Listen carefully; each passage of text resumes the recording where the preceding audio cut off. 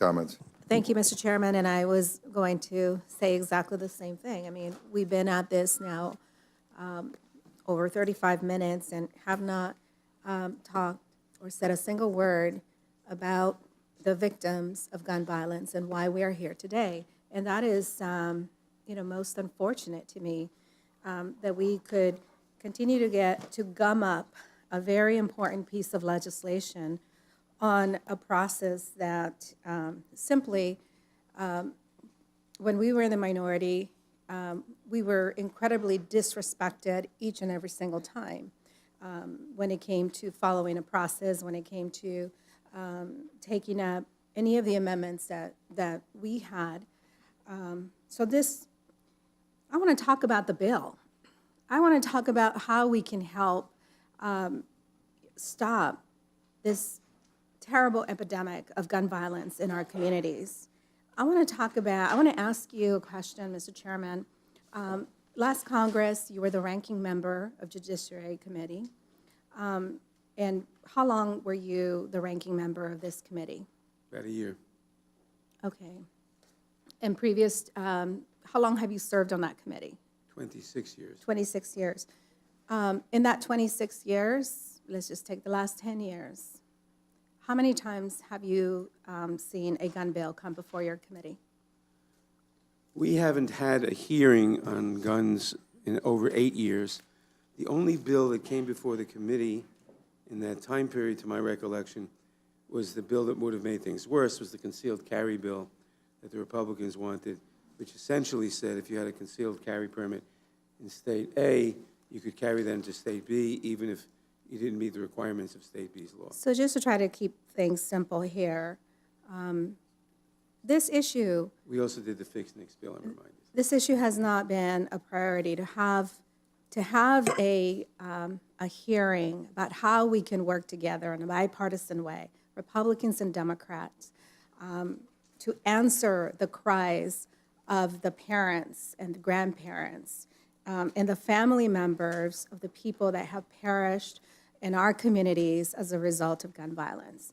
I mean, I think that we have heard a lot about the mass shootings. What we don't hear about is the little girls and the little boys and the people in our communities that fall victims of gun violence every single day. You know, those names will never be heard. Their voices will never be heard. So here we are. I want to thank you for, what was it, 10 or 12 hours committee hearing that you had?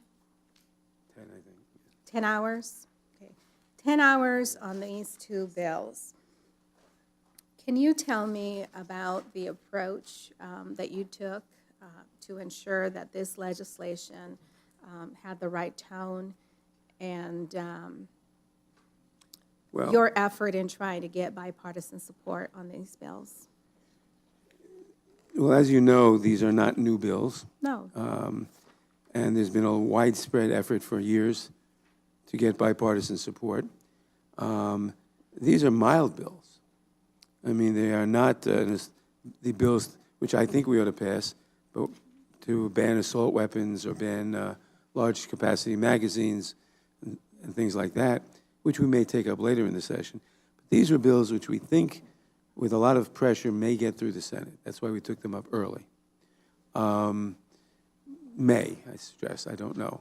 But we think they have a shot. And obviously, there's been a major campaign behind them. As I said in my opening statement, 90% of the American people support the universal background checks bill. We had 5 Republican co-sponsors of this bill, of H.R. 8. And we scheduled a hearing and then a markup. We had a full-day hearing on the gun bills about a week before. First hearing, as I said, in many years on guns. And then we scheduled the markup. That's what we did. Congressman Thompson, as you know, California has some of the strongest gun violence legislation in the country, but yet we still have a problem with illegal guns that are being trafficked into our state from bordering states. How would this legislation help?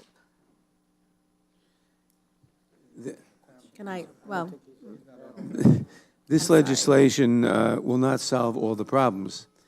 It will go, we think, a long way. Basically, it will mean that you can't transfer a gun to someone without that person having, with some exceptions in the bill, without that person having passing a background check. Right now, if you want to purchase a gun at a licensed gun dealer, you have to pass a background check.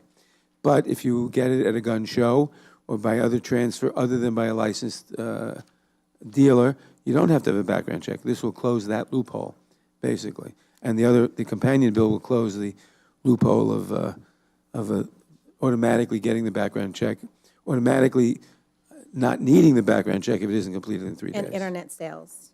Internet sales would be subject to this. Thank you. I'm going to yield back. Thank you very much.